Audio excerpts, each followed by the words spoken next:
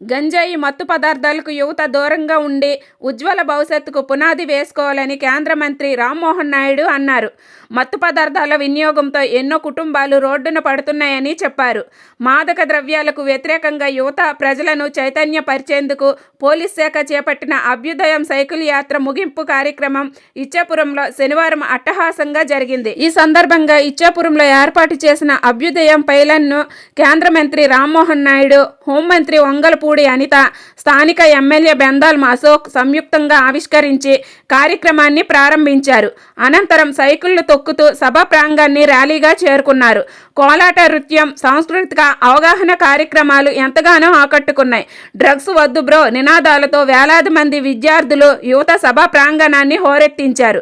గంజాయి మాదక ద్రవ్యాలకు యువత దూరంగా ఉండి వీటి నిర్మూలనకు ముందుకు రావాలని ఎమ్మెల్యే అశోక్ పిలుపునిచ్చారు. మంచి సమాజ నిర్మాణం మంచి వ్యక్తులతోనే సాధ్యమవుతుందని చెప్పారు. మత్తుకు అలవాటు పడి బంగారు జీవితాలను పాడు చేసుకోవద్దని తెలిపారు. మత్తు పదార్థాలతో జీవితం చిత్తం అవుతుందని హోంమంత్రి వంగలపూడి అనిత అన్నారు. విద్యార్థులు యువతలో మార్పు తీసుకొచ్చేందుకే అభ్యుదయం సైకిల్ యాత్రకు శ్రీకారం చుట్టినట్లు చెప్పారు.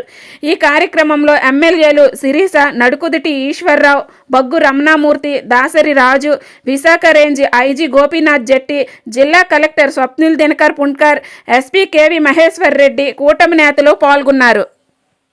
దుబాయ్లో ప్రపంచంలోనే అతి పెద్దగా ఉన్నటువంటి టవర్ కడతాం, మరి శ్రీకాకుళంలో మాత్రం మనం ఏమి చేయము. ఇది ఎక్కడ విడ్డోరో నాకైతే అర్థం కావట్లేదు. రాష్ట్ర ప్రభుత్వం, కేంద్ర ప్రభుత్వం డబుల్ ఇంజిన్ సర్కార్ తో మనం ముందుకు వెళ్తున్నాం. దాని ప్రభావం ఖచ్చితంగా మన శ్రీకాకుళం జిల్లాలో చూపిస్తాం. ఇచ్చాపురంలో రైల్వే స్టాప్ కావాలని నిన్న కొత్త సంవత్సరంతో అశ్విని వైష్ణవ్ గారు శుభవార్త ఇచ్చారు.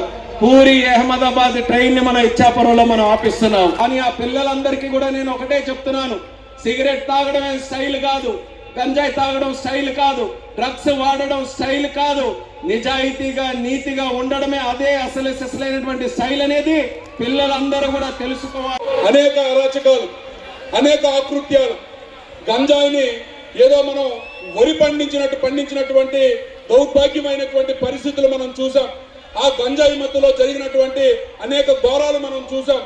వీటిలన్నిటికీ స్వస్తి పలకాలి. ఎంతో నమ్మకంతో కూటమి ప్రభుత్వం అధికారంలోకి రావాలి, మళ్ళీ చంద్రబాబు నాయుడు గారి పరిపాలనలో మన రాష్ట్రం ముందుకెళ్లాలని ఒక మంచి ఉద్దేశంతో మీ అందరూ కూడా ఒక అద్భుతమైనటువంటి మెజారిటీతో ఈరోజు కూటమి ప్రభుత్వానికి అధికారం ఇచ్చారు.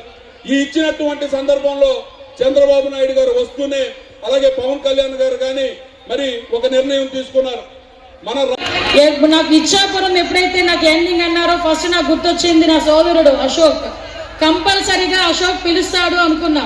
పిలిచినా పిలవకపోయినా నన్ను వచ్చేయడానికి నాకు హక్కు ఉంది. ఎందుకంటే ఇచ్చాపురం ఆడబిడ్డని కాబట్టి నాకు వచ్చే హక్కు కూడా ఉంది.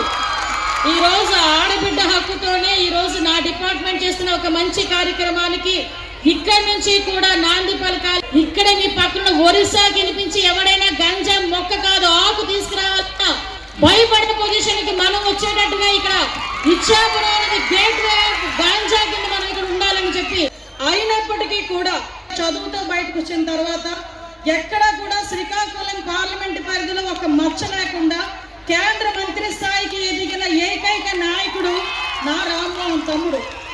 అటువంటి వ్యక్తి మనం 4 రోజులు నిన్న కష్టం నేను చూసా. ఒక వారం రోజుల పాటు అబ్బాయి పడ్డ కష్టం మళ్ళా తిరిగి సిచ్యువేషన్ లోకి తీసుకురావడానికి దగ్గర వారం రోజులు తిండి నిద్ర లేకుండా మొత్తం ఆల్ డిపార్ట్మెంట్స్ ని సమన్వయం చేసుకుని మళ్ళా సేమ్ పొజిషన్ కి తీసుకురావడానికి ఆ అబ్బాయి పడ్డ కష్టం. ఎందుకు చెప్తున్నానంటే చాలా మంది విద్యార్థులకి మిమ్మల్ని అందరినీ చూస్తే, ఇక్కడ కూర్చున్న వాళ్ళందరినీ చూస్తే చాలా ఈజీగా మాట్లాడుకుంటారు, కానీ వెనకాల ఉన్న కష్టం